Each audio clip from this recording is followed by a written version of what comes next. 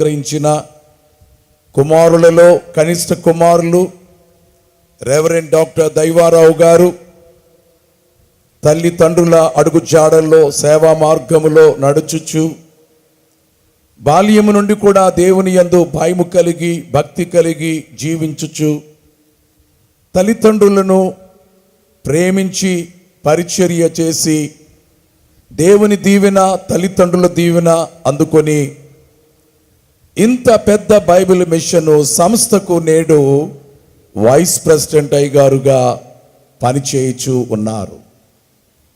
మరియు అన్ని విషయాల్లో నాకెంతో సహకారముగా ఉంటూ ఏ పని ఏ బాధ్యత అప్పగించినా కూడా నమ్మకంగా నిర్వర్తిస్తూ ఈ కాడిని భారమనుకోకుండా మోయిచూ ఉన్నారు.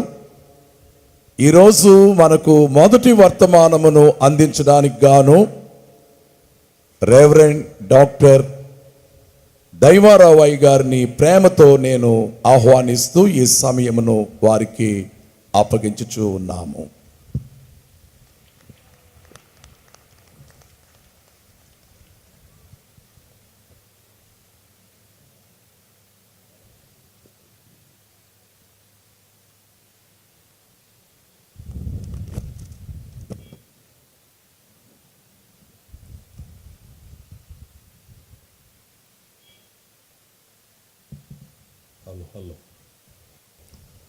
దేవుని వాక్యాన్ని చదువుకుందాం. అపోస్తుడైన పౌలు హెబ్రీ రాసిన పత్రిక 3వ అధ్యాయము 12వ వచనాన్ని చదువుకుందాం. సహోదరులారా జీవము గల దేవుని విడిచిపోవునట్టి విశ్వాసము లేని దుష్ట హృదయము మీలో ఎవని యందైనను ఒకవేళ ఉండునేమో అని జాగ్రత్తగా చూచుకొనుడి. కృపగలిగిన మా తండ్రి, దయగలిగిన దేవా, మీకుందనాళ్ళు. గొప్ప దేవుడా, ఘనమైన దేవుడా, మీకుందనాళ్ళు. ఏర్పాటు చేయబడిన బైబిల్ మిషను మహాసభలను బట్టి మీకుందనాళ్ళు. సమస్తమును నీవై ఉండి నడిపించుచున్న మా తండ్రి, మీకుందనాళ్ళు. నేటి దినమందు మీ దాసులైన వారిని మీ సిలువ చాటున మరుగుపరిచి బలపరిచి బలమైన వర్తమానములను మీరు అందింపు చేశారు. అందును బట్టి మీకుందనాళ్ళు. 2వ దినములోనికి మమ్మల్ని అందరినీ క్షేమకరముగా ఆరోగ్యవంతముగా నడిపించావు. ఎంతవరకు జరిగించిన ప్రతి క్రమమును బట్టి మీకుందనాళ్ళు. ఈ దీనుడును నీ సిలువ చాటున మరుగుపరచండి, బలపరచండి. మీరే నాలో ఉండి మాట్లాడమని యేసునామములో వినయముతో వేడుకొనుచున్నాను పరమ తండ్రి, ఆమేన్. త్వరగా రానియున్న ప్రభువైన యేసుక్రీస్తు వారి యొక్క దీవెనలు ఆశీర్వాదములు ఆయన గొప్ప కాపుదల మనందరికీ తోడైనను గాక, ఆమేన్. తెలివిని కలిగించు నన్ను దివ్యగా వెలిగించు, తెలివిని కలిగించు నన్ను దివ్యగా వెలిగించు, నీ కలిగిన భాగ్యములన్నిటిని నా కంటికి చూపించు, నీ కలిగిన భాగ్యములన్నిటిని నా కంటికి చూపించు, నీ కలిగిన భాగ్యములన్నిటిని నా కంటికి చూపించు. దైవాత్మ రమ్ము నా తనువు నవ్రలోము, దైవాత్మ రమ్ము నా తనువు నవ్రలోము, నా జీవమందయు నీతోనే చేరి వసింపుమోన జీవమంతయు నీతో నిండ చేరి వసింపుమోన జీవమంతయు నీతో నిండ చేరి వసింపుము. దేవునికే మహిమ ఘనత కీర్తి ప్రభావములు యుగ యుగములు యుగ యుగాంతముల వరకు కలుగును గాక. ఆ వాక్యాన్ని మరోసారి చదువుకుందాం. సహోదరులారా, జీవము గల దేవుని విడిచిపోవునట్టి సహోదరులారా, జీవము గల దేవుని విడిచిపోవునట్టి విశ్వాసము లేని దుష్ట హృదయము విశ్వాసము లేని దుష్ట హృదయము మీలో ఎవని ఎందైనను ఒకవేళ ఉండునేమో అని జాగ్రత్తగా చూచుకునుడి. పరిశుద్ధ గ్రంథములో మనం పరిశీలన చేయగలిగితే అనేక మంది ప్రవక్తలు, భక్తులు, ప్రార్థనాపరులు, విశ్వాసులు, అనేక మంది వ్యక్తులు పరిశుద్ధ గ్రంథములో మనకి కనబడుతున్నారు. పరిశుద్ధ గ్రంథములో ఉన్న భక్తులలో ఒక గొప్ప భక్తుడుగా పేరుగాంచిన అపోస్తుడైన పౌలు గారు తన జీవితములో ఆయన అనేకమైన ప్రయాణములు చేశాడు. అనేకమైన సంఘములను స్థాపించుడా, అనేకమైన సంఘములను తన వాక్యముల ద్వారా, బోధ ద్వారా వారిని బలపరుచుట. పౌలు గారి జీవితములో ఆయన చెప్పిన మాటలలో నేను క్రీస్తుని పోలి నడుచుకున్నాను, నన్ను పోలి నడుచుకునండి అని చెప్పగలిగిన గొప్ప భక్తుడు. మన ప్రభు అయిన యేసుక్రీస్తు వారిని గూర్చిన అతి శ్రేష్టమైన జ్ఞానమును సంపాదించుకునడానికి నాకున్న సమస్తమును నష్టముగా ఎంచుకున్నానన్నాడు. తనకున్న సమస్తమును నష్టముగా ఎంచుకొని, తనకున్న సమస్తమును పెంటగా ఎంచుకొని దేవుని యొక్క జ్ఞానాన్ని సంపాదించుకున్నాడు. ఎంతో జ్ఞానము కలిగిన వాడు, ఎంతో అనుభవాన్ని కలిగిన వాడు, జ్ఞానము అనుభవము కలిగిన అపోస్తుడైన పౌలు తన అనుభవములో, తన జీవితములో ఎదురైన సంఘటనలు చూస్తూ ఆయన చెబుతున్న ఒక ప్రాముఖ్యమైన మాట చదవండి.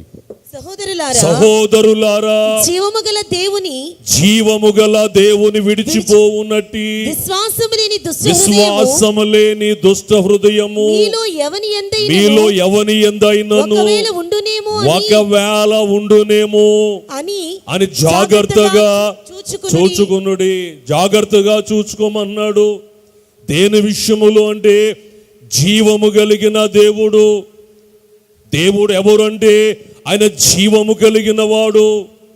జీవము గల దేవునిని విడిచిపోవునట్టి, మరిచిపోవునట్టి, దూషించేటట్టి హృదయము, విశ్వాసము లేని హృదయము, దుష్ట హృదయము మీలో ఎవరైనా ఉన్నదేమో జాగ్రత్తగా చూచుకునండి.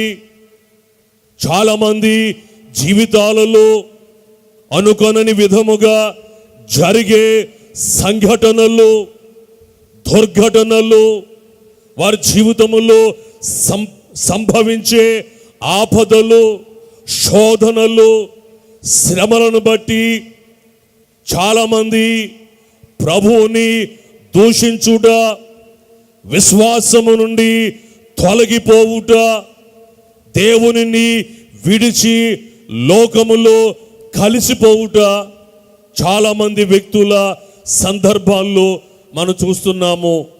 కానీ మన జీవితములో ఎట్టి పరిస్థితుల్లో కూడా, మన జీవితములో ఎట్టి దుర్ఘటన, ఎట్టి ఆపద సంభవించినా కూడా, ఎట్టి శ్రమ మన జీవితములో సంభవించినా కూడా జీవము గల దేవునిని మనము విడిచిపెట్టకూడదు. జీవితకాలము ఆయననే హత్తుకొని ఉన్నతమైన విశ్వాసమును కలిగి ఆ విశ్వాసమును బలపరుచుకుంటూ ఆ విశ్వాసములో అభివృద్ధి నుంచి మహా అభివృద్ధిలోనికి కొనసాగించబడుతూ మనము ముందుకు సాగిపోవాలి. కానీ కొంతమంది జీవితాల్లో జరుగుతున్న సంఘటనలు బట్టి దేవునిని విడిచిపెట్టుట అనేది మనకి కనబడుతుంది. పరిశుద్ధ గ్రంథములో కొంతమంది వ్యక్తుల యొక్క జీవితాలను మనం పరిశీలన చేయగలిగితే వారి జీవితములో జరిగిన సంఘటనలను బట్టి వారు దేవునిని విడిచిపెట్టేశారా, వారు దేవునిని దూషించేశారా, విశ్వాసము నుండి తొలగిపోయారా, పరిశుద్ధత నుండి తొలగిపోయారా, భక్తి నుండి తొలగిపోయారా, ప్రార్థనా జీవితము నుంచి తొలగిపోయారా అనే దానిని పరిశుద్ధ గ్రంథములో కొన్ని వ్యక్తుల జీవితాల్ని ఈ దినమందు మనము పరిశీలన చేసుకుని వాక్యాన్ని కొనసాగించుకుందాం. దేవునికి మహిమ కలుగును గాక. మత్తయి సువార్త 15వ అధ్యాయము 21 నుంచి చదువుకుందాం. మత్తయి సువార్త యేసు అక్కడ 15. నుండి బయలుదేరి యేసు అక్కడ నుండి బయలుదేరి తూరు సీదోనుల ప్రాంతములకు సీదోన ప్రాంతములకు వెళ్ళగా ఇదిగో ఆ ప్రాంతముల నుండి కనాను స్త్రీ ఒకటి వచ్చి ప్రభువా దావీదు కుమారుడా మమ్మును కరుణింపుము నా కుమార్తె దయ్యము పట్టినదై బహు బాధపడుచున్నదని కేకలు వేసెను. దేవునికి మహిమ కలుగును గాక. యేసుక్రీస్తు వారు కూడా తన జీవితములో శరీరధారిగా ఉన్న దినాలలో ఆయన కూడా అనేకమైన ప్రాంతములకు వెళ్ళుట, ఆ ప్రాంతములలో అనేక మందిని స్వతపరచుట, దేవుని వాక్యమును అందించుట, ఆయన కూడా అనేకమైన ప్రాంతములకు తిరిగారు. ఇక్కడ వ్రాయబడిన ప్రయాణములో ఉన్న ప్రాంతం ఏంటి? ఆయన తూరు సీదోను ప్రాంతములకు వెళ్ళగా ఆ ప్రాంతములకు వెళ్ళినప్పుడు ఆయన వద్దకు ఒక స్త్రీ వచ్చింది, కనాను స్త్రీ ఒక ఆమె వచ్చింది. ఆమె కుమార్తె దయ్యము చేత మామూలుగా కాదు బహు బాధపడుచుంది. ఆ దయ్యమే తన కుమార్తెను భయంకరముగా పీడిస్తుంది. ఆ భయంకరముగా పీడించబడుట తల్లి చూడలేక ప్రభునద్దకు వచ్చింది. ప్రభు అక్కడికి వచ్చాడన్న సంగతి తెలుసుకుని ప్రభు దగ్గరకు వచ్చింది. కొన్ని సంవత్సరాల క్రితము మా తండ్రి గారు జానయ్య గారు, సెలవరాజయ్య గారు, మన ప్రెసిడెంట్ అయ్య గారు, సజీవరావయ్య గారు, మరికొంతమంది ఇశ్రాయేలు ఆ దేశానికి వెళ్ళినప్పుడు మేము ప్రయాణం చేస్తున్నప్పుడు ఆ ప్రాంతముల గురించి వివరిస్తున్నప్పుడు తూరు సీదోను ప్రాంతముల వారు బహు గర్వము కలిగిన వారని గైడ్ చెప్పడం మేము విన్నాను. దేవునికి మహిమ కలుగును గాక. తూరు సీదోను ప్రాంతములో కనాను స్త్రీ వచ్చింది, కేకలు వేస్తుంది, దావీదు కుమారుడా నన్ను కరుణించు, నా కుమార్తెను బ్రతికించు, ఎందుకంటే నా కుమార్తె దయ్యము పట్టి బహుబాధపడుచున్నది. కేకలు వేయుట, ఇంగ్లీషు వెర్షన్లో చూస్తే అక్కడ ఏడ్చుట అనేది కనబడుతుంది. ఆమె కేకలు వేస్తూ దేవునికి మొరపెడుతుంది. ఆమె కేకలు వేసిన యేసుక్రీస్తు వారు ఎటువంటి సమాధానము ఆమెతో ఆయన మాట్లాడలేదు. దేవునికి మహిమ కలుగును గాక. 23వ వచనములో ఒక్క మాట అయినను చెప్పలేదు. దేవునికి మహిమ కలుగును గాక. ఒక్క మాట కూడా ప్రభు ఆమెతో మాట్లాడలేదు. ప్రభు నాతో మాట్లాడలేదు కదా అని ఆమె వెనుకు తిరిగి వెళ్ళిపోలేదు. అక్కడే ఉండి కేకలు వేస్తుంది. 24వ వచనములో ఆయన అంటున్నాడు, ఇశ్రాయేలు ఇంటి ఇశ్రాయేలు ఇంటి వారైన నశించిన గొర్రెల నశించిన గొర్రెల వద్దకే గాని నేను ఎవరి వద్దకు నేను పంపబడలేదు. దేవునికి మహిమ కలుగును గాక. దేవుడు ఆమెతో ఏమి సమాధానము చెప్పలేదు. ప్రభు అంటున్నాడు, ఇశ్రాయేలీయులలో నశించిన గొర్రెల వద్దకే నేను పంపబడి తిని శిష్యులైన వారిని పిలిచి దేవుడు వారితో అంటున్నాడు, మీరు దయ్యములను వెళ్ళగొట్టండి, స్వతపరచండి అని చెబుతూ ఇశ్రాయేలులో నశించిన వారి వద్దకే మీరు వెళ్ళండి అని అక్కడ కూడా సంబోధించడం మనం చూడగలుగుతున్నాము. ఇక్కడ నశించిన ఇశ్రాయేలీలు, ఆమె ఇశ్రాయేలీయురాలు కాదు, ఆమె తూరు సిదోను ప్రాంతం నుంచి వచ్చిన స్త్రీ, ఆమె కనాను స్త్రీగా కనబడుతుంది. అయితే నీవు మా కొరకు రాలేదా? ఇశ్రాయేలు కొరకు మాత్రమే నువ్వు వచ్చావా, మా కొరకు రాలేదా అని కోపముతో ఆమె వెళ్ళిపోలేదు. అక్కడే నిలవబడి ప్రభు ఇచ్చే సహాయము కొరకు, ప్రభు ఇచ్చే స్వతత కొరకు ఎదురు చూస్తున్న సందర్భములో 25వ వచనములో అయినను ఆమె వచ్చి ఆయనకు మ్రొక్కి ప్రభువా నాకు సహాయము చేయమని అడిగెను. దేవునికి మహిమ కలుగును గాక. ఇశ్రాయేలులో నశించిన వారి వద్దకే నేను పంపబడి తిని అని చెప్పినా కూడా ఆమె కోపగించుకోలేదు. అయినా కూడా నాకు సహాయము చేయి ప్రభువా అని అడుగుతూనే ఉంది. మరలా ప్రభు ఏమన్నాడు? అందుకాయన పిల్లలు రొట్టె తీసుకుని కుక్క పిల్లలకు వేయుట యుక్తము కాదని చెప్పగా దేవునికి మహిమ కలుగును గాక. దేవుడు అంటున్నాడు, పిల్లలు ఆ రొట్టెల ద్వారా మొదట వారు తృప్తి పొందాలి. పిల్లలకేసే రొట్టె ముక్కలు కుక్క పిల్లలకు ఎందుకు వేయాలి అన్నప్పుడు ఆమెలో ఉన్న కోపము మరింత పెరగాలి. ఆ ప్రాంతముల వారు బహు గర్వము కలిగిన వారు గనుక గర్వముతో కోపముతో అక్కడి నుంచి ఆమె వెళ్ళిపోవాలి. అయినా కూడా ఆమె ఏమి సమాధానం చెబుతుంది? ఆమె నిజమే ప్రభువా, నిజమే ప్రభువా. కుక్క పిల్లలు కూడా తమ యజమానుల బల్ల మీద నుండి పడు ముక్కలు తినును కదా, రొట్టెలు తినును కదా అని చెప్పాను. దేవునికి మహిమ కలుగును గాక. దానికి కూడా ఎంత చక్కగా సమాధానము చెప్తుందో, ఎంత ఓర్పుతో సమాధానము చెప్తుందో. కానీ అదే నీ జీవితంలో జరిగితే, దేవుని సన్నిధిలో నీవు వెళ్ళి లేదా నీ సంఘములో ఉన్న సేవకుని వద్దకు లేదా యాజకుని వద్దకు వెళ్ళి ప్రార్థించమని నువ్వు అడిగినప్పుడు యాజకుడైన వాడు సమాధానము చెప్పని సందర్భములో దేవుని సన్నిధిలో ప్రార్థించినప్పుడు జవాబు రాని సందర్భములో, సహాయము రాని సందర్భములో, స్వతత రాని సందర్భములో నువ్వేం చేస్తావు?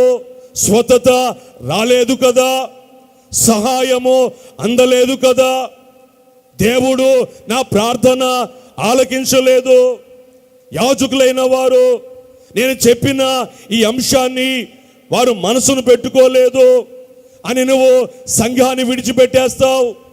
దేవుడు నీకు ఉత్తరం ఇయ్యలేదని, సమాధానం ఇయ్యలేదని, స్వతత జరగలేదని దేవునిని విడిచిపెట్టేస్తావేమో. కానీ ఈ కనాను స్త్రీ అయితే ఆయన సమాధానము చెప్పకపోయినా, ఇశ్రాయేలు వారి వద్దకే వచ్చినా అని చెప్పిన, పిల్లలు తినే ఆ రొట్టె ముక్కలు కుక్కలు పిల్లలకు వేయట అది యుక్తము కాదు అని చెప్పినా కూడా అక్కడే ఉండి ప్రభు యొక్క సహాయము కొరకు ఆమె ప్రాధేయపడుతుంది. దేవునికి మహిమ కలుగును గాక. ఒకవేళ కోపం వచ్చి గర్వముతో ఆయన నాకు సమాధానం ఇవ్వడం లేదు కదా అని ఆమె అక్కడి నుంచి వెళ్ళిపోగలిగితే, వెళ్ళిపోయినట్లయితే ఆమె జీవితంలో ఏమి జరిగేది? ఆమె కుటుంబములో ఏమి జరిగేది? పట్టిన పీడిస్తున్న ఆ దెయ్యమే తన కుమార్తెను ఇంకా బహు ఎక్కువగా పీడించి ఆమెను చంపేసేది. కుమార్తె చనిపోతే ఏ తల్లి తట్టుకుంటుంది? ఎంత వేదన, ఎంత రోదన. కానీ ఆమె అలాగూ వెళ్ళలేదు, కానీ అక్కడే ఉండి కేకలు వేస్తుంది. వాటన్నిటికీ చక్కని సమాధానము చెప్పుకుంటుంది. చివరికి ప్రభు అన్నాడు, అందుకు యేసు అమ్మా నీ విశ్వాసము గొప్పది. దేవునికి మహిమ కలుగును గాక. విడిచి వెళ్ళిపోతే కుమార్తె చనిపోయేది. కుమార్తె తనకు దక్కేది కాదు. విడివకుండా అక్కడే ఉండి ప్రార్థించింది గనుక దేవునిని విడిచిపెట్టలేదు. ప్రార్థించిన ఆయన నాకేమీ సమాధానం ఇవ్వలేదని ఆమె ఏమి విసుకోకుండా ప్రార్థించినప్పుడు ఆయన నాకు వినకపోయినా, నా ప్రార్థన వినకపోయినా, నాకు సహాయము చేయకపోయినా, నాకు స్వస్థత రాకపోయినా కూడా ఆయనే నా దేవుడు, ఆయనే నా రక్షకుడు, ఆయనే నా సహాయుడని క్రీస్తు దగ్గరే ఉండిపోయింది. గొప్ప సాక్ష్యము. అమ్మా నీ విశ్వాసమునకు కర్తయు దానిని కొనసాగించేవాడు ఎప్పుడు కూడా నీ విశ్వాసాన్ని పరీక్షిస్తూ ఉంటాడు. ఆయన వినకపోవడం కాదు, ఎప్పుడు వింటూనే ఉంటాడు. ఆయన చూడకపోవడం కాదు, చూస్తూనే ఉంటాడు. కానీ కొన్ని సందర్భాల్లో నీ విశ్వాసం ఎలా ఉందో ఆయన పరిశీలన చేస్తూ ఉంటాడు. ఆ పరిశీలన చేసే సమయంలో అమ్మా నీ విశ్వాసము గొప్పది అనే స్థితిలోని విశ్వాసమును కాపాడుకుంటావో విశ్వాసమును తొలగి భ్రష్టత్వంలోకి వెళ్ళిపోతావు. ఒకసారి ఆలోచన చేయండి. అందుకే పౌలు అంటున్నాడు, జీవము కలిగిన దేవునిని విడిచిపోవునట్టి విశ్వాసము లేని దుష్ట హృదయము. కానీ చాలా మంది జీవితాల్లో ప్రభువు ప్రార్థన వినకపోతే, స్వతత రాకపోతే దేవుణ్ణి విడిచిపెట్టేసి వెళ్ళిపోతారు. కానీ ఆమె విడిచిపెట్టలేదు. కుమార్తె బ్రతికింది, దేవుని చేత గొప్ప సాక్ష్యము పొందింది. దేవునికి మహిమ కలుగును గాక. రెండవదిగా మనం పరిశీలన చేయగలిగితే ఆదికాండము 22వ అధ్యాయము 2వ వచనం. అప్పుడు ఆయన నీకు ఒక్కడైయున్న నీ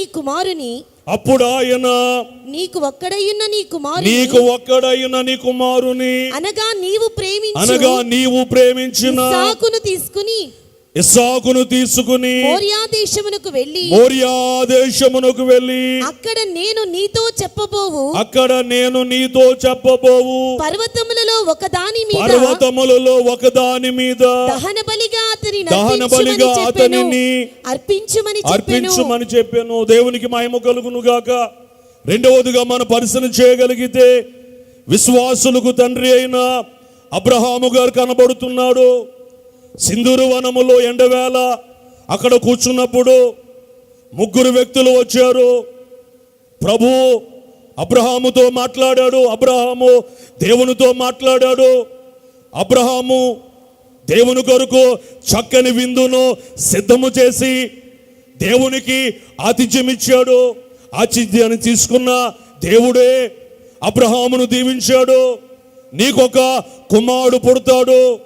షారా నవ్వుకుంది. దేవునికి కోపం వచ్చింది. యెహోవాకు అసాధ్యమైనది ఉన్నదా అన్నాడు. వాగ్దానం ఇచ్చాడు. ఆ వాగ్దాన ప్రకారమే వాగ్దాన పుత్రుడైన ఇస్సాకును దేవుడు అబ్రహామునకు షారాలకు బహుమానముకి ఇచ్చాడు. ఇస్సాకు పుట్టి పెరుగుతున్నాడు, పెద్దవాడైతున్నాడు. అటు తండ్రితోనూ ఇటు తల్లితోనూ ఎంతో ఉన్నతమైన ప్రేమను కలిగి విడదీయరాని బంధమును కలిగి జీవిస్తున్న సమయములో దేవుడు అబ్రహాము గారితో మాట్లాడుతున్నాడు. నీ కుమారుడైన ఇస్సాకును, అక్కడ ఒక మాట కనబడుతుంది, నీవు ప్రేమించిన ఇస్సాకును నేను చూపించే ఆ పర్వతములలో ఒక పర్వతం మీద నాకు బలిచ్చే. దేవునికి మహిమ కలుగును గాక. అబ్రహాం ఏమనుకోవాలి?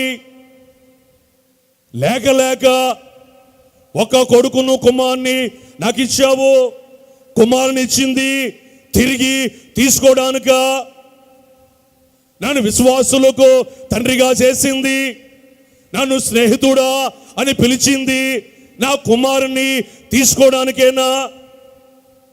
నీవేమి స్నేహితుడు అయ్యా, నీవేమి దేవుడు అయ్యా, నువ్వెంత కఠినాత్ముడు అయ్యా. లేక లేక పుట్టిన నాకు ఇస్సాకు తప్ప మరొక ప్రపంచము లేదు కదా. ఇస్సాకును తీసుకుంటే నా ప్రాణము ఏమైపోతుంది, నేను ఎలాగో బ్రతకగలను అని అన్నాడు అబ్రహాం గారు. 3వ వచనం, తెల్లవారినప్పుడు అబ్రహాము లేచి తన గాడిదకు గంత కట్టి తన పనివారిలో ఇద్దరిని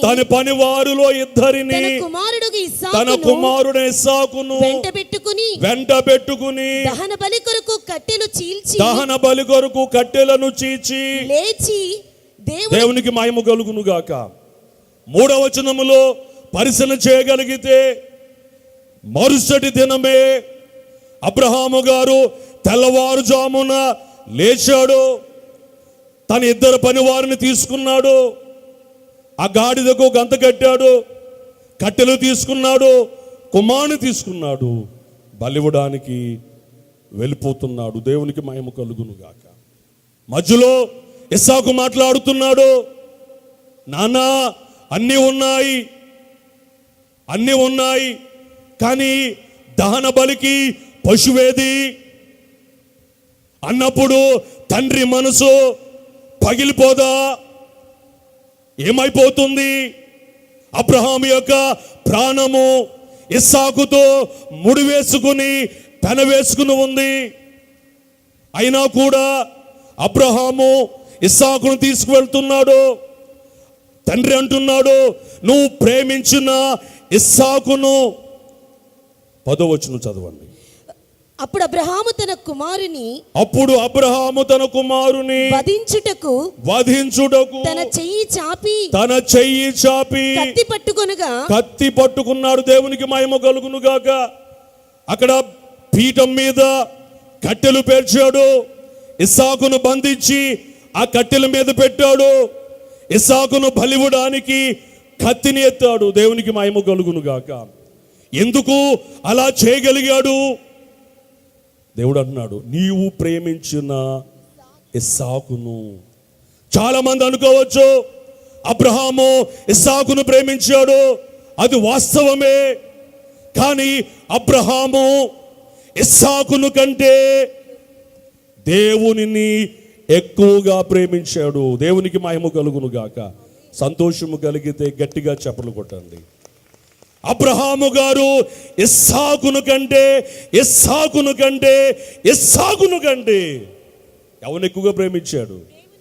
మనం ఎవరిని ఎక్కువగా ప్రేమిస్తాం? అమ్మా, మన బిడ్డల్ని ఎక్కువగా ప్రేమిస్తాం, అవునా? కానీ అబ్రహాము గారు ఇస్సాకును కంటే దేవుని ఎక్కువగా ప్రేమించాడు.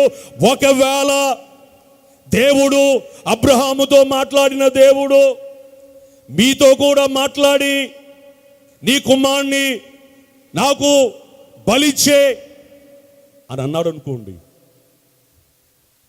లేదా యాజకుడైన వాడు సంఘములో ఎడ్యుకేషన్ పూర్తయిపోయింది, రేపు కలెక్టర్గా జాయిన్ అవబోతున్నాడు, అతని తల్లిదండ్రులు పిలిచి ఆ అబ్బాయిని సేవకిచ్చేయండి అని అన్నాడు అనుకోండి, ఏం చేస్తారు?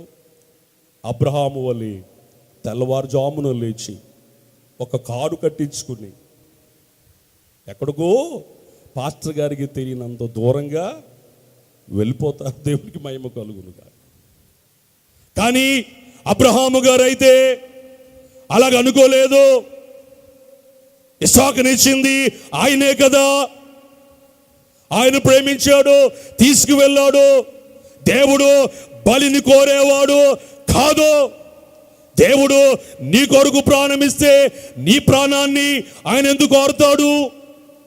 ఒకవేళ అబ్రహాము గారు ఇస్సాకును నేనివ్వను, ఇస్సాకే నాకు కావాలి, ఇస్సాకే నా ప్రాణము అని దేవుని మాట వినకుండా ఇస్సాకును బలివ్వకుండా తన దగ్గర ఉంచుకోగలిగితే అబ్రహాము ఇస్సాకుకు మాత్రమే తండ్రిగా ఉండేవాడు. దేవునికి మహిమ కలుగును గాక. ఇస్సాకుకు మాత్రమే అబ్రహాము గారు తండ్రిగా ఉండేవాడు. కానీ దేవుడు చెప్పినట్లుగా ఇస్సాకును దేవునికి బలివ్వడానికి తండ్రి చెప్పినట్లుగా వెళ్ళాడు కనుక ఈనాడు ఇస్సాకుకు మాత్రమే అబ్రహాము గారు తండ్రికి కాదు, కానీ ఈనాడు ప్రపంచంలో ఉన్న ప్రతి వ్యక్తికి అబ్రహాము గారు తండ్రిగా ఉన్నాడు. సంతోషముతో గట్టిగా చెప్పకూడదా? అందరి వంశంబులుని యందు దీవెన పొందుననుచున అబ్రహాముకు అందెనువాకు అందే క్రీస్తు యూదులకును అన్య జనులకు విందు క్రిస్మస్ విశ్వమంతటా విందు క్రిస్మస్ విశ్వమంతటన్. బలిని కోరలే దేవుడు, ఇస్సాకును బలివద్దన్నాడు. తర్వాత జరిగిన సంఘటన ఏంటి? నీ ద్వారానే అన్ని వంశములు ఆశీర్వదించబడతాయి.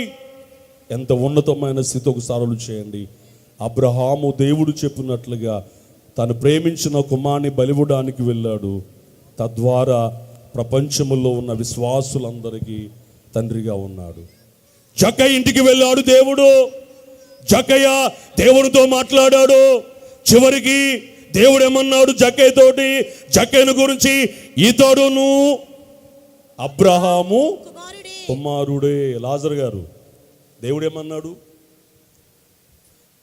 అది ధనవంతుడు నా ప్రాణమా తినుము త్రాగుము సుఖించుము సంతోషించమన్నాడు.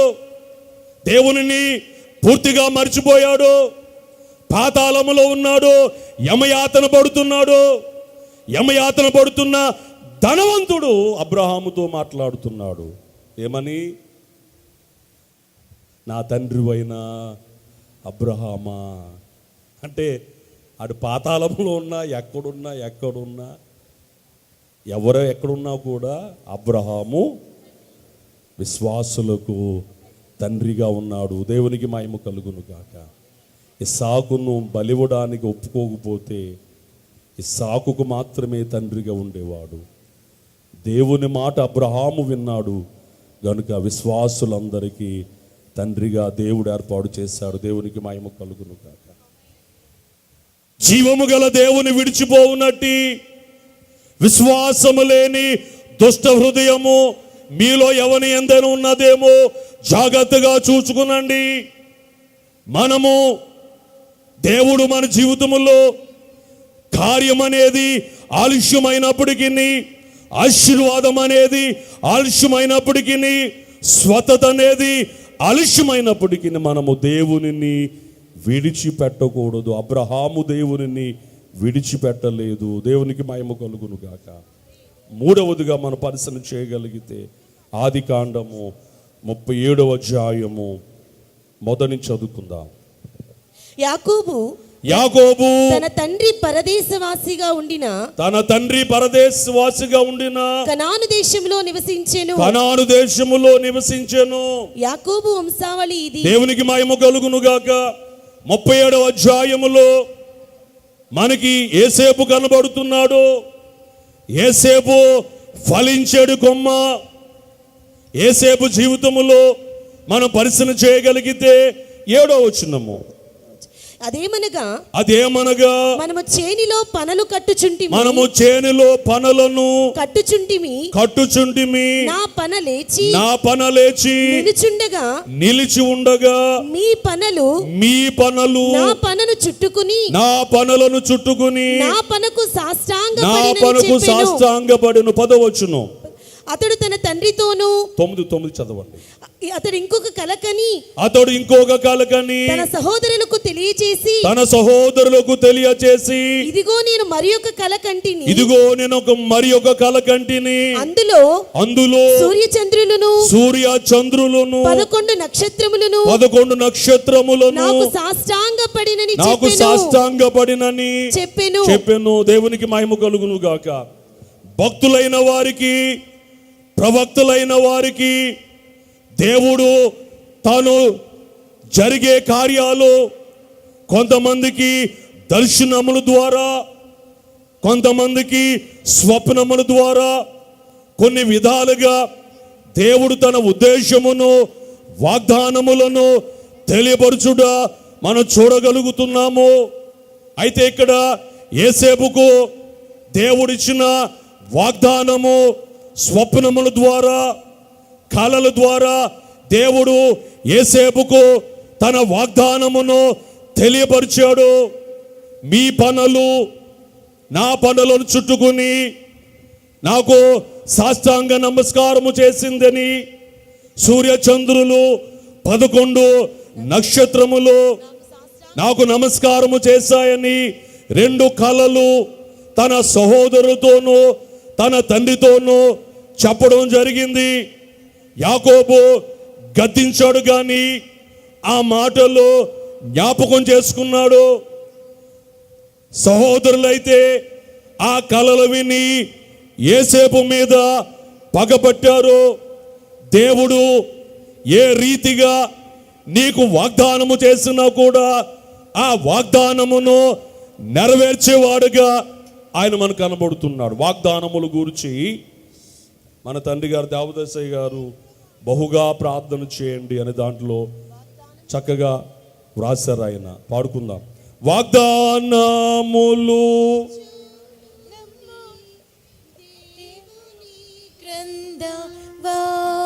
వాగ్దానములు చూడుడి, వాగ్దానములే జరుగవలసిన కార్యము, వాగ్దానములు నమ్ముడి,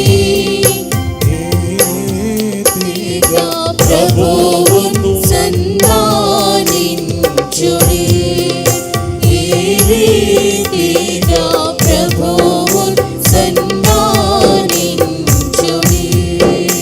వాగ్దానములు చూడుడి, వాగ్దానములే జరగవలసిన సంగతులు, వాగ్దానములు నమ్ముట ద్వారా దేవునిని గౌరవించడమే, దేవునికి విధేయతను చూపించడమే. ఈ 37వ అధ్యాయములో ఉన్న యోసేపుకి ఇవ్వబడిన వాగ్దానం ఏంటి? రాబోయే కాలములో యోసేపు తన అన్నదమ్ముల మీద అధికారిగా ఉంటాడు, ఉన్నతమైన స్థితిలో ఉంటాడు. ప్రజలందరూ ఆయనకి నమస్కారము చేసేవారుగా అంత ఉన్నతమైన స్థితిలో నిలబడతాడని వాగ్దానము యోసేపు జీవితములో దేవుడు అనుగ్రహించుట మనం చూడగలుగుతున్నాం. వాగ్దానము ఈ విధముగా ఉన్నప్పుడు ఒకరోజు యోసేపు తన అన్నదమ్ములను చూడడానికి వెళ్ళిన సందర్భములో అన్నదమ్ములు కనబడలేదు. ఒక వ్యక్తిని అడిగాడు, కనిపించారా? దోతానుకు వెళుదాము రండి అని చెప్పుకుంటుంటే విన్నానన్నాడు. వెంటనే యోసేపు దోతానుకు బయలుదేరాడు. ఈ యోసేపు రావడము సహోదరులు చూశారు.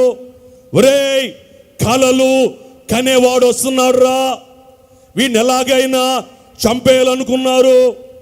యోసేపును చంపేస్తే దేవుడిచ్చిన వాగ్దానము ఎలా నెరవేరుతుంది? ఆ వాగ్దానము ఎలాగో సత్యమవుతుంది? వాగ్దానము చేసిన దేవుడు నమ్మదగినవాడు కదా, వాగ్దానము నెరవేరుతుంది. అందుకే దేవుడు ఆ సమయంలో యోసేపు చంపబడకుండా అక్కడ రూబేనును దేవుడు వాడుకున్నాడు. లేయా గొడ్రాలుగా ఉన్నప్పుడు దేవుడు ఆమెను దర్శించినప్పుడు దేవుడు నా శ్రమను చూచాడు అని చెప్పి ఆ వ్యక్తికి రూబేను అని పేరు పెట్టింది. ఆ సమయంలో యోసేపుకు కలిగిన ఆ శ్రమలో రూబేనును దేవుడు వాడుకున్నాడు. తీసుకెళ్ళి నీరు లేని ఎక్కువ లోతున్న ఆ గొంతులో పడవేశారు. దేవునికి మహిమ కలుగును గాక. అలాగున దేవుడు మరణాన్ని తప్పించాడు. ఇప్పుడు యేసేపే గోతులో ఉన్నాడు.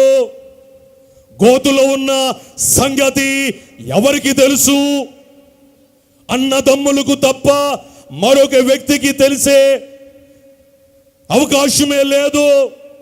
ఆ గొంతులోనే, ఆ గోతులోనే ఉండిపోతే ఊపిరాడక, ఆహారము అందక, నీరు అందక చనిపోయే ప్రమాదము కనబడుతుంది.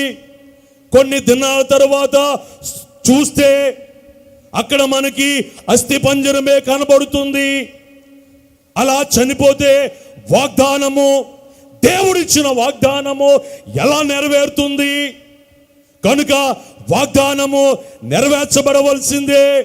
అందుకు దేవుడు ఆ సమయములో యోధాలో దేవుడు ప్రసిద్ధుడు. దేవునికి మహిమ కలుగును గాక. యోధాను వాడుకున్నాడు. గోతులో ఉన్న యేసేపును బయటికి తీసి వర్తకులకు అమ్మివేశాడు. గోతులోనే ఉంటే వాగ్దానము నెరవేర్చబడేది కాదు కదా. అందుకే యూదాను దేవుడు వాడుకుని గోతులో ఉన్న యేసేపును దేవుడు బయటికి తీసుకువచ్చాడు. వర్తకులకు అమ్మారు. వర్తకులు తీసుకొచ్చి పోతీఫరుకు అమ్మివేశారు. దేవునికి మహిమ కలుగును గాక. ఇప్పుడు యేసేపే పోతీఫరు ఇంటిలో ఉంటున్నాడు. ఇంటిలో ఉండు ద్వారా ఆ పోతీఫరు యొక్క జీవితము సమస్తము వర్ధిల్లుతుంది. ఇది పోతీఫరు గమనించాడు కానీ భార్య గమనించలేదు. పోతీఫరు సమస్తమును యేసేపుకి అప్పగించాడు. పోతీఫరు భార్య ప్రతిరోజు యేసేపుతో మాట్లాడుతుంది. పోతీఫరు భార్య అందమైనదే, సుందరమైనదే. యేసేపు కూడా సుందరమైన వాడే, అందమైన వాడే. ప్రతిరోజు చాలా చక్కగా మాట్లాడుతుంది. తనతో పాపము చేయమని, తనతో శయనించమని, పాపము చేయమని ప్రతిరోజు యేసేపుతో ఆమె మాట్లాడుతూనే ఉంది. కానీ యేసేపు చేసిన పని ఏంటి? దేవుని వాక్యాన్ని మనం చదువుకుందాం. 39వ అధ్యాయము 9వ వచనం. నీవు అతని భార్యవైనందున నిన్ను తప్ప మరి దేనిని నాకు అప్పగింపక ఉండలేదు. కాబట్టి నేనెట్లు ఇంత ఘోరమైన దుష్కార్యమును చేసి దేవునికి విరోధముగా పాపము కట్టుకొందునని తన యజమాని భార్యతో అనెను. దేవునికి మహిమ కలుగును గాక. ప్రతిరోజు మాట్లాడుతూనే ఉంది. ఇక యేసేపుకు విసుగొచ్చేసింది. ఆమెతో అంటున్నాడు, నేను దేవునికి విరోధముగా ఇంత ఘోరమైన దుష్కార్యమును ఎలా చేయగలను? పరా స్త్రీతో పాపము చేయుట యేసేపు దృష్టిలో ఘోరమైన దుష్కార్యముగా కనబడుతుంది. పరా భార్యతో, పరా స్త్రీతో సహవాసము చేయుట, దేవుడు నీకు ఇచ్చిన భాగస్వామిని విడిచిపెట్టి, నువ్వు తాళి కట్టిన భార్యను విడిచిపెట్టి, నిన్ను ప్రేమిస్తున్న భార్యను విడిచిపెట్టి మరొకరిని నువ్వు ప్రేమిస్తున్నప్పుడు, వారు పొందు కావలసుకున్నప్పుడు నీకు అనిపించట్లేదా? యేసేపు వలె నీకు అనిపించట్లేదా? పరస్త్రీ యొక్క వ్యామోహం అనేది దేవుని దృష్టిలో ఘోరమైన దుష్కార్యమని నీకు అనిపించట్లేదా? యేసేపుకు అనిపించింది, ఇది ఘోరమైన దుష్కార్యము, ఇది నేను చేయలేను. దేవునికి మహిమ కలుగును గాక. దేవుడేమన్నాడు? నేను మీ దేవుడైన యెహోవాను, నేను పరిశుద్ధుడను, కనుక మీరును పరిశుద్ధులుగా ఉండండి. పత్రికలో ఏమన్నాడు? పరిశుద్ధులుగా ఉండటానికే నేను మిమ్ములను పిలిచాను కానీ అపవిత్రులుగా ఉండటానికి ఆయన పిలిపేంటి? ఆయన కోరికేంటి? ఆయన ఎవరు? పరిశుద్ధుడు. మనల్ని పరిశుద్ధులుగా ఉండాలని కోరుతున్నారు కనుక యేసేపు గారు చేసిన పని ఏంటి? ఇది పాపము, ఇది ఘోరమైన దుష్కార్యము.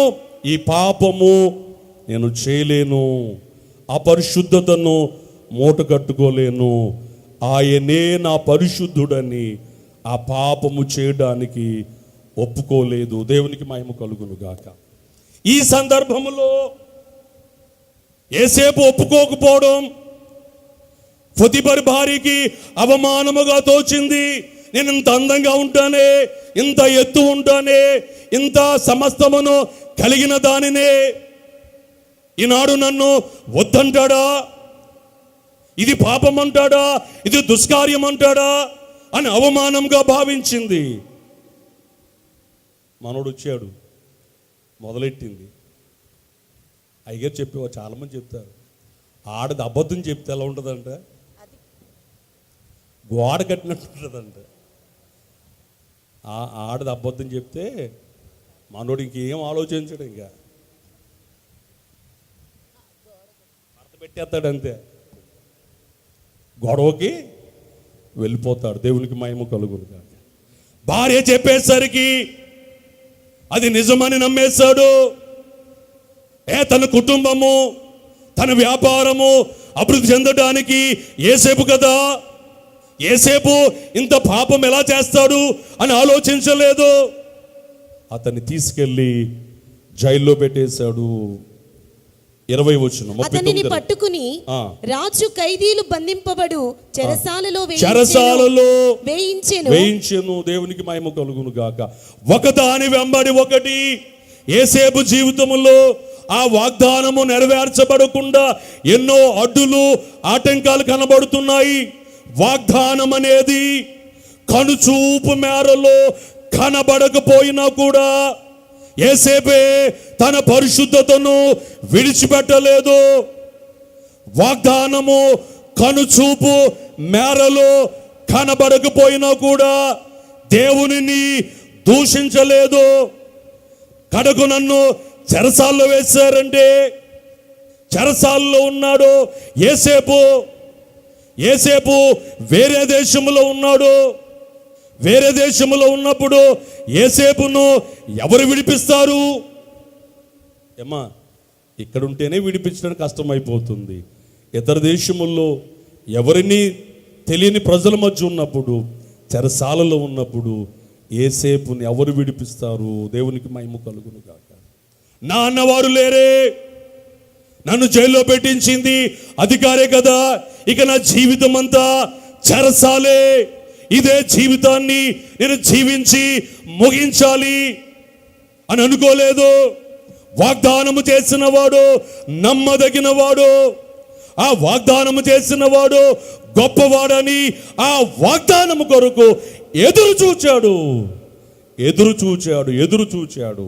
41వ అధ్యాయము 40-41. నీవు నా ఇంటికి అధికారివై ఉండవలెను, నీవు నా ఇంటికి యజమానువై ఉండవలెను. నా ప్రజలందరూ నీకు విధేయులయుందురు. సింహాసన విషయములో మాత్రమే నేను నీకంటే పైవాడనయుందునని యోసేపుతో చెప్పెను. దేవునికి మహిమ కలుగును గాక. ఒకవేళ యేసేపు గారు గాని పొతిఫరు ఇంటిలో ఉండి పొతిఫరు యొక్క భార్య యొక్క అందమును, సౌందర్యమును, ఆమె చెప్పే ఆ మృదువైన మాటలు విని అక్కడే ఉండిపోతే, ఆమెతో పాపం చేస్తే యేసేపు జీవితము అక్కడతోనే ముగించబడేది. దేవునికి మహిమ కలుగును గాక. పరిశుద్ధతను కాపాడుకున్నాడు, శ్రమలలో ఉన్న తట్టుకున్నాడు, వాగ్దానము కొరకు ఎదురు చూచాడు. అప్పుడు పొతిఫరు ఇంటిలో అధికారిగా ఉన్నాడు. ఈనాడు ఫరో అంటున్నాడు, నా ఇంటి మీద నీవు అధికారిగా ఉండుము. ఎంత ఉన్నతమైన స్థితికి ఎదిగిపోయాడు. సంతోషముతో గట్టిగా చప్పట్లు కొట్టండి. పొతిఫరు ఇంటిలో ఉంటే యేసేపుకు ఈ ఆధిక్యత, దక్కేదా?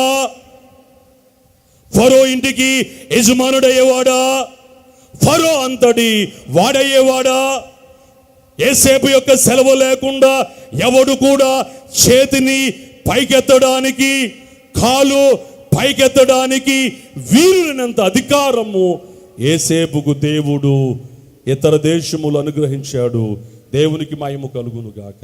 యోసేపు జీవితంలో జరిగిన సంఘటనలు నీ జీవితంలో జరిగితే నువ్వేం చేసేవాడవు? దేవుని విడిచిపెట్టేసేవాడవు, విశ్వాసము నుండి తొలగిపోయేవాడువు, భ్రష్టుడైపోయేవాడు. అందుకే అన్నాడు, దేవుని విడిచిపోనట్టి జీవము గల దేవుని విడిచిపోనట్టి దుష్ట హృదయము మీలో ఎవనందైనా ఉన్నదేమో చూచుకునుడి. దేవునికి మహిమ కలుగును గాక.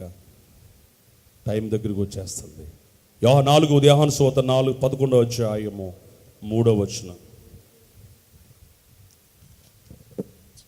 యోహాను సువార్త 11:3. అతని అక్క చెల్లెండ్రు ప్రభువా ఇదిగో నువ్వు ప్రేమించువాడు రోగి అయి ఉన్నాడని ఆయన యొద్దకు వర్తమానమును పంపిరి. దేవునికి మహిమ కలుగును గాక.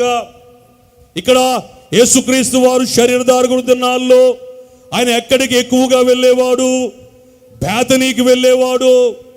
ఎందుకు బేతనీలో మరియా మార్తలు లాజరు ఉండేవారు. ఈ మరియా మార్త లాజరు యేసుక్రీస్తు వారిని ఎంతో ప్రేమించేవారు, ప్రాణము కంటే ఎక్కువగా ప్రేమించేవారు. అలాగే ప్రభు కూడా ఆ కుటుంబాన్ని ప్రేమించేవాడు. ప్రేమించే కుటుంబంలో ఉన్న లాజరు జబ్బు పడ్డాడు. లాజరు జబ్బు పడిన సంగతి ప్రభునకు తెలియపరిచారు. జబ్బుగా ఉన్నాడని, ప్రేమించిన కుటుంబము కదా, ఆతిథ్యమిచ్చే కుటుంబము కదా అని యేసుక్రీస్తు వారు వెంటనే వెళ్ళి పేతురు అతను ముట్టినట్లుగా ముట్టి లాజరును స్వతపరచలేదు. రోగిగా ఉన్నప్పుడు కబురు వచ్చినప్పుడు అక్కడే ఉండిపోయాడు. మరో కబురు వచ్చింది, చనిపోయాడు అనే కబురు వచ్చింది. అయ్యో, రోగిగా ఉన్నప్పుడు వెళ్ళలేదే, ఇప్పుడైనా వెళ్ళాలి అని వెళ్ళాడా? అప్పుడు కూడా యేసుక్రీస్తు వారు వెళ్ళలేదు. చనిపోయిన 4 దినాలు తరువాత యేసుక్రీస్తు వారు ఆ మరియమాతల సహోదరుడు యొక్క సమాధి వద్దకు ప్రభు వెళ్ళాడు. దేవునికి మహిమ కలుగును గాక. అయ్యో, యేసుక్రీస్తు వారిని ఆయన దేవుని కుమారుడని నమ్మాము, ఆయనను ప్రేమించాము, చక్కని ఆతిథ్యం ఇచ్చాము.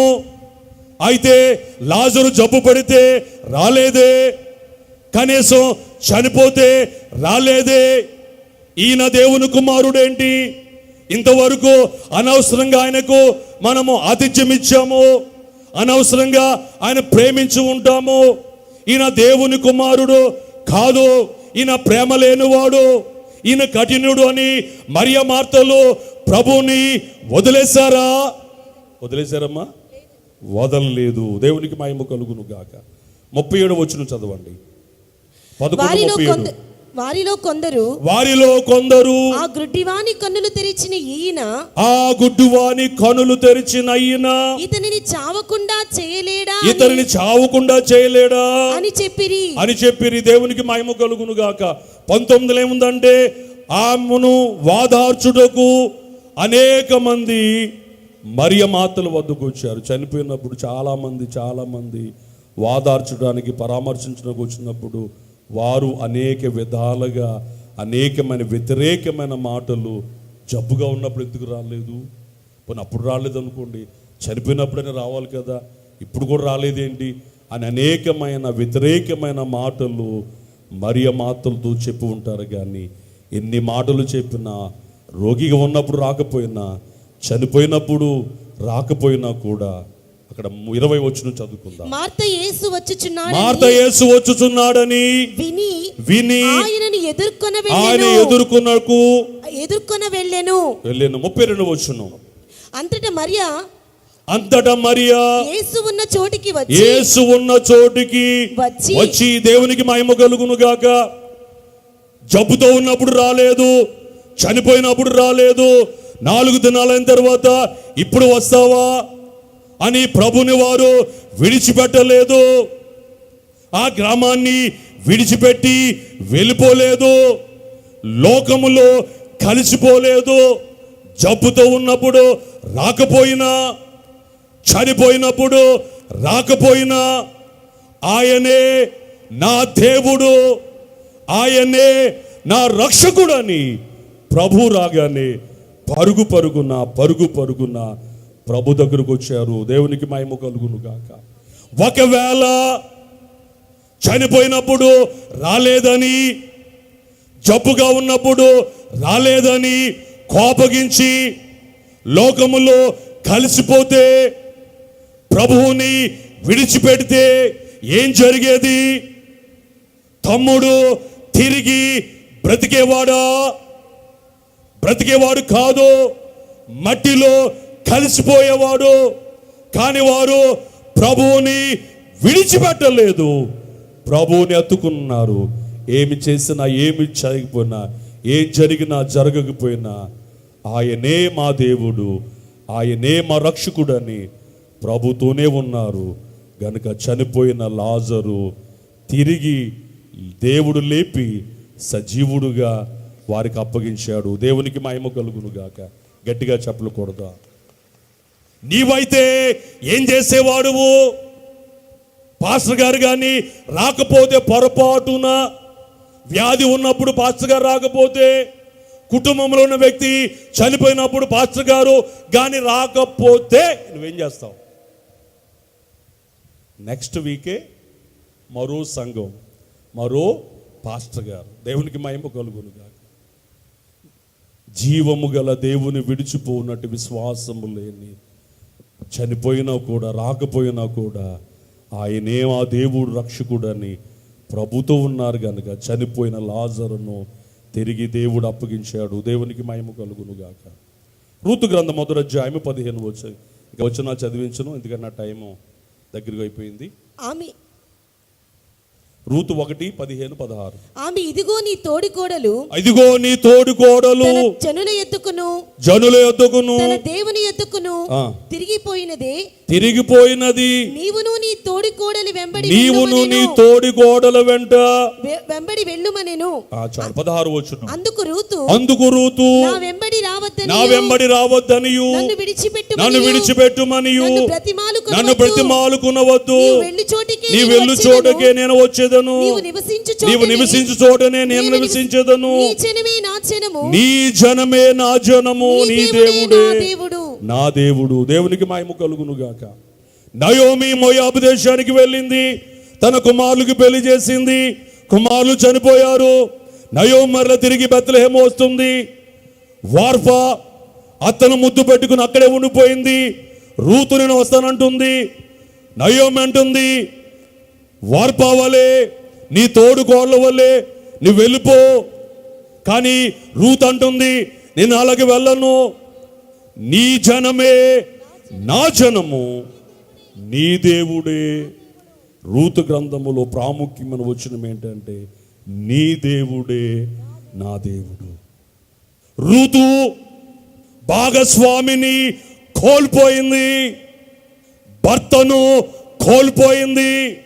భార్య భర్తల మధ్య ఉన్న అనుబంధము, ప్రేమ, ఆ ఆప్యాయత మరి ఎవరిలో కూడా మనము చూడలేము. తిట్టుకున్నా, కొట్టుకున్నా, కసురుకున్నా వారి మధ్య ఉన్న ప్రేమ ఎవరు విడదీయలేనిది. దేవునికి మహిమ కలుగునుగా. అంతే కదా. అంతగా ప్రేమించే తన భర్త తనకు దూరం అయిపోతే రూత్ ఏం చేయాలి? మోయాబులో ఉండిపోవాలి. మోయాబు అనేది ఎంత భయంకరమైనదో, కానీ రూతు ఆ భయంకరమైన శాపగ్రస్తమైన దేశములో ఉండడానికి ఒప్పుకోలేదు.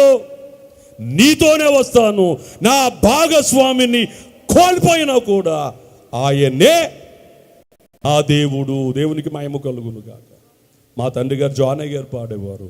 యేసు నా దేవుడు, యేసు నీ దేవుడు, యేసు నా దేవుడు, యేసు నీ దేవుడు, యేసు మన దేవుడు, యేసు అందరి దేవుడు, యేసు అందరి దేవుడు. ఆర్కెస్ట్రా వారు పలుకున్నట్టు దేవునికి మహిమ కలుగును గాక.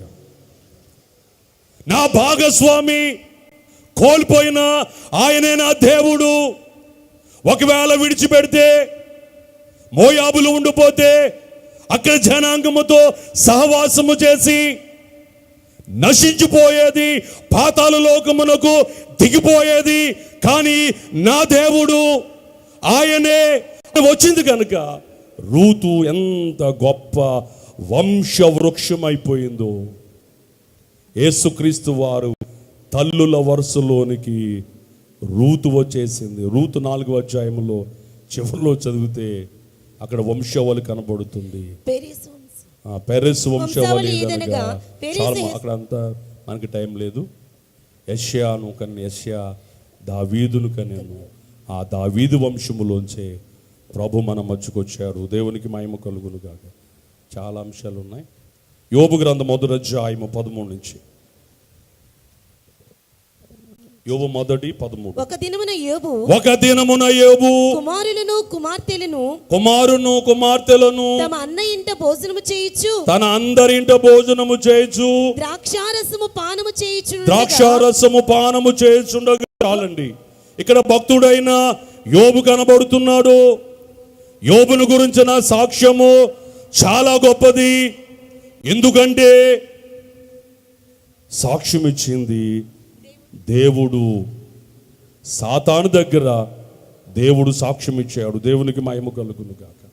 అతడు భక్తిపరుడు, యథార్థవంతుడు, చెడుతనాన్ని అసహించుకున్నవాడు. ఎంత ఉన్నతమైన సాక్ష్యము! అంత సాక్ష్యము పొందిన యోబు జీవితములో 14వ వచనములో ఒక వ్యక్తి వచ్చాడు.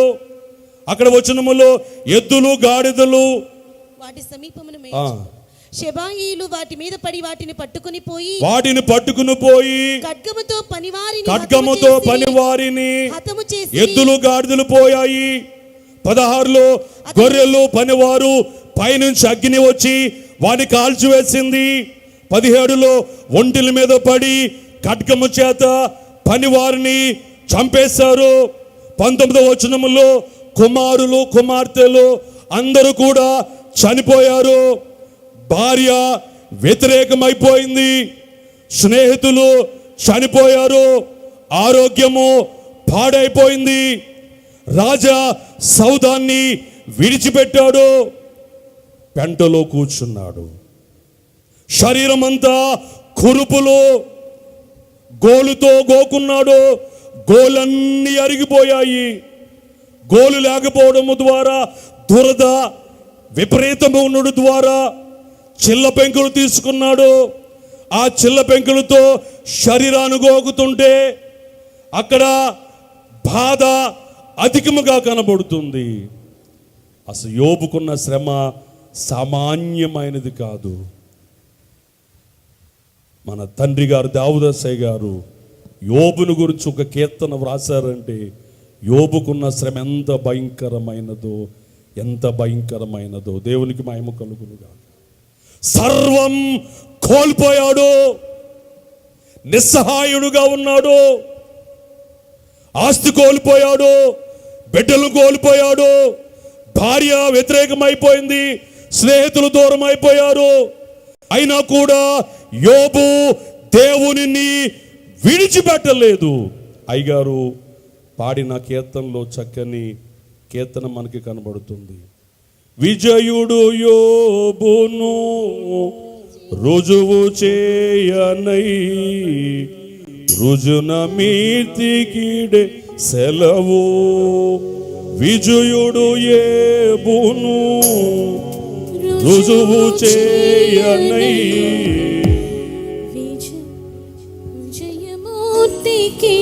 సెలవు. బైబిల్ మిషన్ కొయ్యర్ పాడాలి. నిలిచిపోయేను నిజ సౌఖ్యము నిలచిపోయేను భుజములపై శ్రమలున్నా భక్తి పోదు రక్తి పోదు. అక్కడ ఏమని వ్రాయబడి ఉంది? నిజ సౌఖ్యము నిలిచిపోయేను, భుజముల మీద శ్రమలున్నాయి. సౌఖ్యమంతా తొలగిపోయింది, సౌఖ్యము లేదు, ఆనందము లేదు, సంతోషము లేదు, కుమారులు లేరు, ఆస్తి లేదు, అన్నీ పోయాయి. మిగిలింది వ్యాధి ఒక్కటే. ఆ వ్యాధులు అంటున్నాడు, ఆ వ్యాధిలో దేవుని దూషించలేదు. యెహోవా ఇచ్చెను, యెహోవా తీసుకునేను, యెహోవా నామమునకే స్తుతి కలుగును గాక. యోబు శ్రమలో ఉన్నప్పుడు, వ్యాధిలో ఉన్నప్పుడు, సమస్తమును కోల్పోయినప్పుడు దేవునిని భార్య చెప్పినట్లుగా దేవునిని దూషించి యథార్థతను విడిచిపెట్టి దేవుని దూషించినట్లయితే యోబు జీవితము ఆ రోగిగా చనిపోయేవాడు, పాతాళ లోకములో దిగిపోయేవాడు. అంత శ్రమున్న, సౌఖ్యమంతా తొలగిపోయినా, సర్వం కోల్పోయినా కూడా యోబు దేవునిని విడిచిపెట్టలేదు. దేవుని విడిచిపోవునట్టి, జీవము గల దేవుని విడిచిపోవునట్టి విశ్వాసము లేని దుష్ట హృదయము మీలో ఉందేమో. యోబుకు కలిగిన శ్రమ, యోబుకు కలిగిన ఆ వ్యాధి, యోబుకు కలిగిన నష్టముని జీవితంలో కలిగితే యోబు వలె దేవుని స్తుతించగలవా? సమస్తము కోల్పోయినా కూడా యోబు అంటున్నాడు, ఆయనే నా స్తుతి పాత్రుడు, ఆయన మాత్రమే నేను స్తుతిస్తానన్నాడు. దేవునికి మహిమ కలుగును గాక. స్తుతి చేయుట యథార్థవంతులకు. దేవుడు అన్నాడుగా, యోబు యథార్థవంతుడు. యోబు యథార్థవంతుడు గనుక ప్రభువును స్తుతించాడు. ఈ కాడ స్తుతి సాగదు, మనము వెళ్ళువా కాడ స్తుతి ఏకడనే స్తుతి చేయసాగుట ఏకడనే నాటి శ్రమలు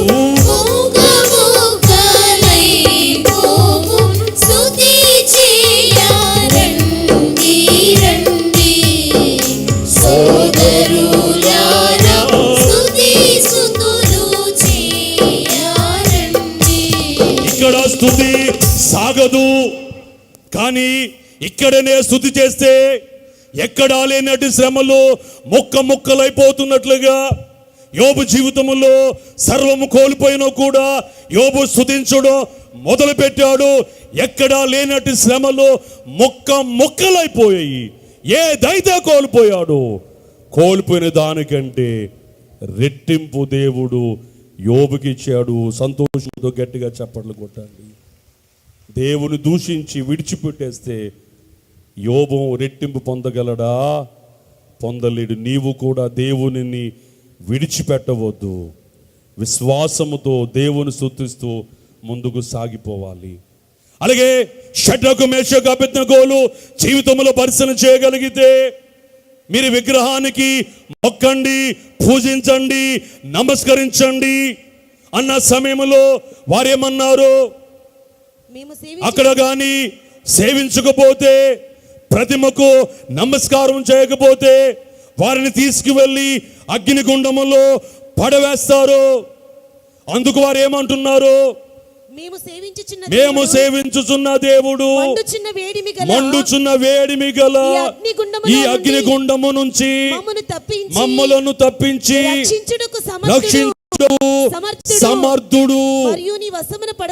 నీ వశమును పడకుండా ఆయన మమ్మను రక్షించును. ఒకవేళ ఆయన మమ్మను రక్షింపకపోయినను చాలని దేవునికి మహిమ కలుగును గాక. అగ్నిగుండము సిద్ధముగా ఉంది.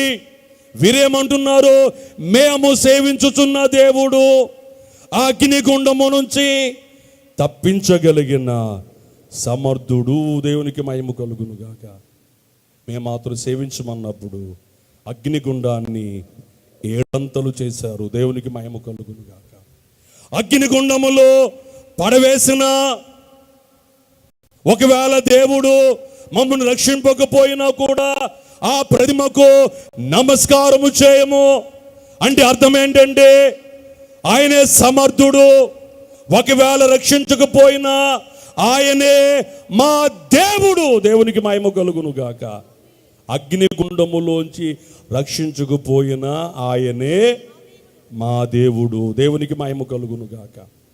ఒకవేళ ఆ అగ్నిగుండానికి వారు భయపడి ఆ ప్రతిమకు నమస్కారం చేస్తే అప్పుడు ఆ సమయంలో అగ్నిగుండము తప్పించబడవచ్చు, కానీ రేపు నిత్య అగ్నిగుండాన్ని వారు తప్పించుకోలేరు. కానీ అగ్నిగుండములో పడడానికైనా సిద్ధపడ్డారు, కానీ ప్రతిమకు నమస్కారము చేయలేదు. తప్పించకపోయినా విడిపించకపోయినా ఆయనే మా దేవుడు, ఆయనే మా రక్షకుడు అన్నారు. దేవునికి మహిమ కలుగును గాక.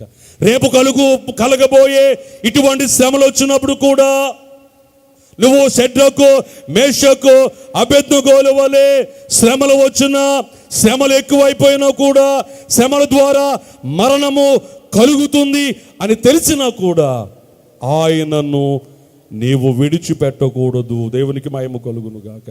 చివరొక వ్యక్తి ఉన్నాడు, ఆయన చెప్పేసి ముగించుకుందాం. 2 కొరింథీ 11:23 నుంచి. వారు క్రీస్తు పరిచారకుల వెర్రివాని వలె మాటలాడుచున్నాను. నేనును మరి ఎక్కువగా క్రీస్తు పరిచారకుడును. చాలండి. దేవునికి మహిమ కలుగును గాక. ఈ జీవము గల దేవుని విడిచిపోవునట్టి విశ్వాసము లేని దుష్ట హృదయము మీలో ఎవనందేనా కలదేమో జాగ్రత్తగా చూసుకోమన్నా పౌలు గారే ఇక్కడ మనకి కనబడుతున్నాడు. ఆయన శ్రమలు ఎంత ఉన్నతమైనవో, ఎంత భయంకరమైనవో. యేసుక్రీస్తు వారు శరీరధారక దినాల్లో ఉన్నప్పుడు ఆయన ఎలాగైతే దూషించబడ్డాడో, ద్వేషించబడ్డాడో, అవమానించబడ్డాడో, శ్రమ పెట్టబడ్డాడో, కొట్టబడ్డాడో, అలాగే పౌలు గారు కూడా అనేకమైన పర్యాయాలు శ్రమలకు గురవునట్లుగా మనం చూడగలుగుతున్నాం. అదే అధ్యాయములో మనకి కనబడుతుంది. ఆయన అనగా పౌలు గారు 5 సార్లు 39 దెబ్బలు తిన్నాడు. 3 సార్లు బెత్తములతో కొట్టబడ్డాడు. ఒకసారి రాళ్లతో కొట్టబడ్డాడు. 3 సార్లు వాడ పగిలి శ్రమపడ్డాడు. ఒక రాత్రంతా సముద్రములో గడిపాడు. దేవునికి మహిమ కలుగును గాక.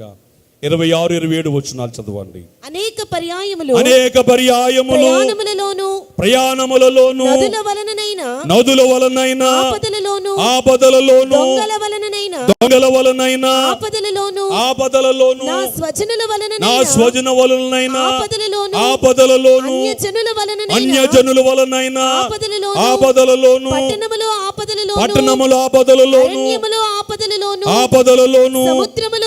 సముద్రముల ఆపదలలోను కపట సహోదరుల వలన ఆపదలలోను ఉంటిని ప్రయాసముతోను కష్టములతోను తరచుగా జాగరణములతోను ఆకలి తప్పులతోను తరచుగా ఉపవాసములతోను చలితోను దిగంబరిత్వముతోను పౌలు గారి జీవితంలో చూడండి, ఎన్నో ఆపదలు, చలి ద్వారా ఎన్నోసార్లు బాధించబడ్డారు.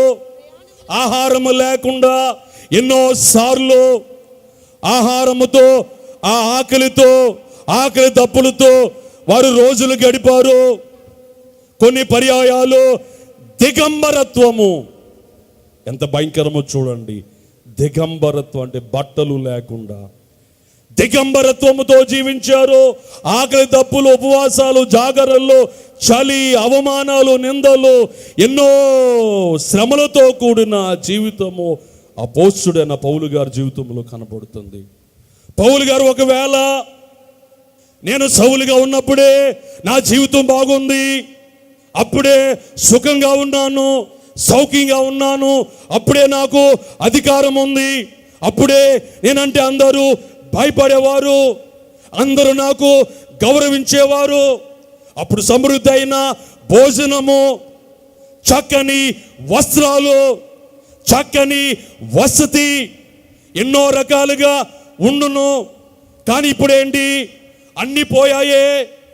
తరచు శ్రమలే, తరచు అవమానములే, తరచు ఆకలి తప్పులే, అప్పుడప్పుడు దిగంబరత్వము.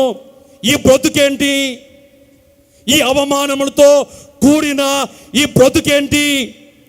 ఆకలి తప్పులతో కూడిన ఈ బ్రతుకేంటి?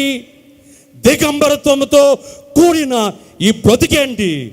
అప్పుడు బ్రతుకే బాగుంది అని పౌలు గారు అనుకోలేదు. దేవునికి మహిమ కలుగును గాక. క్రీస్తు శ్రమల్లో పాలువాడినవుట ఎట్టిదో తెలుసుకున్నటకు తనకున్న సమస్తమును నష్టపరుచుకున్నాడు.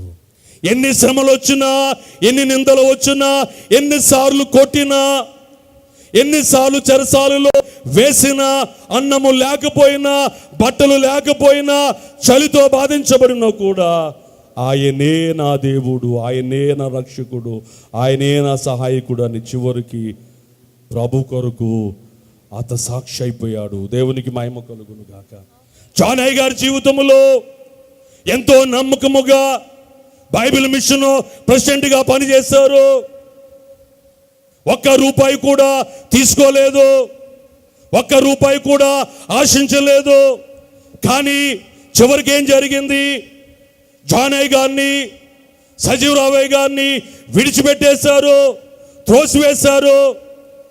ఆ సమయంలో ఇంత నమ్మకంగా జీవించానే, ఏంటి నాకు ఈ అవమానం, ఈ త్రోసివేయబడుట ఏంటి అని జానయ్య గారు దేవునిని విడిచిపెట్టలేదు, మిషన్ను విడిచిపెట్టలేదు. సజీవరావయ్య గారు ఇప్పుడు జ్ఞాపం చేస్తూ ఉంటారు, ఇప్పుడు కొద్దిగా ఉంది కానీ రేపిది విస్తారమైపోతుంది అన్నారండి జానయ్య గారు. యోబు గ్రంథములో ఉంది కదా, మొదట నీ స్థితి కొద్దిగా ఉండినను తుదకు నీవు మహా అభివృద్ధి చెందుతావు. అప్పుడే గాని విడిచిపెట్టేస్తే వృద్ధి కలిగేదా, అభివృద్ధి కలిగేదా, సమృద్ధి కలిగేదా? ఆయన తరువాత వచ్చిన వారు మన తండ్రి గారు సజీవరావయ్య గారు. సజీవరావయ్య గారిని చాలా మంది అడిగారు, నువ్వు జానయ్య గారిని విడిచిపెట్టాయి, మా దగ్గరికి వచ్చే మంచి ఉన్నతమైన స్థానం ఇస్తాను. కానీ సజీవరావయ్య గారు జానయ్య గారిని విడిచిపెట్టలేదు. జానయ్య గారిని విడిచిపెట్టి అక్కడికి వెళితే సుఖం ఉంటుంది, సంతోషం ఉంటుంది, ప్రేమ ఉంటుంది, అన్నీ ఉంటాయి. అవన్నీ నాకు వద్దు అనుకున్నారు, జానయ్య గారితో ఉండిపోయారు. అప్పటి నుంచి అయ్యగారి జీవితంలో ఎన్ని శ్రమలు, ఎన్ని వ్రాతలు, ఎన్ని వీడియోలు, మనస్సును నలిపేసే మాటలు, కత్తిపోటు వంటి మాటలు, అయ్యగారికి వ్యతిరేకమైన పనులు ఎన్ని బాధ కలిగించాయో, ఎంత శ్రమ కలిగించాయో. ఒక్క దినమైన సంతోషముగా గడిపిన రోజు ఆయన జీవితంలో కనబడటం లేదు. ఈరోజు సంతోషంగా ఉన్నాం అనుకున్నంతలోనే మరొక శ్రమ, మరొక శోధన, మరొక వ్యతిరేకత, జీవితం అంతా ఇలాగే సాగిపోతుంది. కానీ నాకెందుకు ఈ బాధలు, నాకెందుకు ఈ శ్రమ, నాకెందుకు ఈ అవమానాలు, నాకెందుకు ఈ నిందలు అని అయ్యగారు దేవుని విడిచిపెట్టలేదు, బైబిల్ మిషన్ని విడిచిపెట్టలేదు. ఈనాడు సజీవరావయ్య గారిని దేవుడు ఎంత ఉన్నతమైన స్థితికి నడిపించారు. గట్టిగా చెప్పకూడదా? ఇతరులు అసూయపడేటట్లుగా, ఇతరులు అసూయపడేటట్లుగా, ఇతరులు మనల్ని దూషించేటట్లుగా ఇంకేం చేస్తారు? బైబిల్ మిషన్కి మూలవాక్యం ఏంటి? ఆయన మీతో చెప్పినది. బైబిల్ మిషన్ సిద్ధాంతం ఏంటి? ఏ మతమును కానీ, ఏ మిషన్ను కానీ, వ్యక్తిని కానీ దూషించకూడదు, ద్వేషించకూడదు, తృణీకరించకూడదు. కానీ నువ్వు విమర్శిస్తున్నావంటే, నువ్వు దూషిస్తున్నావంటే నువ్వు బైబిల్ మిషను వ్యక్తివేనా? ఒకసారి ఆలోచన చేసుకునండి. అయ్యగారు దేవుని విడిచిపెట్టలేదు, మిషన్ను విడిచిపెట్టలేదు, మమ్ములను విడిచిపెట్టలేదు. ఈనాడు ఉన్నతమైన స్థితిలోనికి నడిపించాడు. జీవము గల దేవుని విడిచిపోవునట్టి విశ్వాసము లేని దుష్ట హృదయము చాలా మంది కూడా జీవము కలిగిన దేవునిని ఎన్నో కార్యాలు, ఎన్నో స్వతతలు, ఎంతో వృద్ధి, అభివృద్ధి, సమృద్ధి, ఎన్నో కార్యాలు దేవుడు మీ జీవితంలో జరిగించినా కూడా కార్యము జరగబోయేసరికి, శ్రమ వచ్చేసరికి, నిందలు వచ్చేసరికి, అవమానం వచ్చేసరికి, అభివృద్ధి ఆగిపోయేసరికి అనేక మంది దేవునిని విడిచిపెట్టేసి విశ్వాసము లేని దుష్ట హృదయము గలవారై లోకములో కలిసిపోతున్నారు. మనమైతే, నీవైతే, నేనైతే, మనమైతే జీవము గల దేవుణ్ణి ఎప్పుడు కూడా విడిచిపెట్టవద్దు. విశ్వాసమును పోగొట్టుకోవద్దు. కార్యము జరిగినా జరగకపోయినా, స్వతత వచ్చినా రాకపోయినా, ఏది ఏమైనా ఆయనే మన దేవుడు, ఆయనే మన రక్షకుడు, ఆయనే మన ప్రాణప్రియుడు. అదే విశ్వాసాన్ని చివరి వరకు కలిగి బలా నమ్మకమైన మంచి దాసుడు వలె, దాసురాలు వలె ముందుకు కొనసాగిపోదాం. అతి ధన్యత, దీవెన పరిశుద్ధాత్మ తండ్రి మనకందరికి దయచేయనుగాక. ఆమేన్. మహాకృప కలిగిన మా తండ్రి, ఈ దీనుడును మీ సెలవు చాటున మరుగుపరిచి బలహీనుడను నన్ను బలపరిచిన మా తండ్రి, మీకున్న నాలు విత్తబడిన వాక్య భాగమును విన్న హృదయాలలో నూరంతలుగా ఫలింపు చేయమని యేసు నామములో వినయముతో వేడుకొనుచున్నాను పరమ తండ్రి. ఆమేన్. మరి ఈ అమూల్యమైన సమయము నన్ను దేవుడు సజీవుడుగా మళ్ళా నిలవబెట్టి స్థలములో నన్ను వాడుకున్నందుకు నా ప్రాణ ప్రియుడు, నా ప్రాణ స్నేహితుడైన దేవునికి నా కృతజ్ఞతాస్తుతులు నేను చెల్లించుకుంటున్నాను. నన్ను అమితముగా ప్రేమించి, మా కుటుంబాన్ని ప్రేమించి, నాకు తండ్రిగా ఉంటూ అన్ని విషయాలలో నేనున్నాను అన్న ధైర్యాన్ని మాలో నింపి చక్కని ప్రాధాన్యత ఇస్తూ, గౌరవిస్తూ మమ్మల్ని ముందుకు మరి నడిపిస్తున్న, అమితముగా ప్రేమించుచున్న మన ప్రియతమ నాయకులు మరి ప్రెసిడెంట్ అయ్య గారికి నా ప్రత్యేకమైన కృతజ్ఞతలు తెలియపరుస్తున్నాను. అలాగే నా తోటి అధికారులైన మా ప్రీతమ్మ సెక్రటరీ గారికి, జాయింట్ సెక్రటరీ గారికి నా ప్రత్యేకమైన మరణాతలు. గొప్ప రచయిత మరి జోబు సుదర్శన్ గారు, ఆయన పుస్తకాలు చూచాను, చదివాను, ఎప్పుడు చూడలేదు. ఆయన వచ్చినందుకు చాలా ఆయన కూడా మా ప్రత్యేకమైన కృతజ్ఞతలు. మరి ప్రెసిడెంట్ అమ్మగారికి, వైస్ ప్రెసిడెంట్ అమ్మగారికి, సెక్రటరీ అమ్మగారికి, జాయింట్ సెక్రటరీ నాకు ప్రత్యేక కృతజ్ఞతలు. కమిటీ గవర్నింగ్ బోర్డు అందరికీ, వాక్యం మీరు అందరినా మీ అందరికీ నా మరణాత. దేవునికి మహిమ కలుగునుగాక. దేవునికి స్తోత్రం. గట్టిగా చెప్పకూడదాం.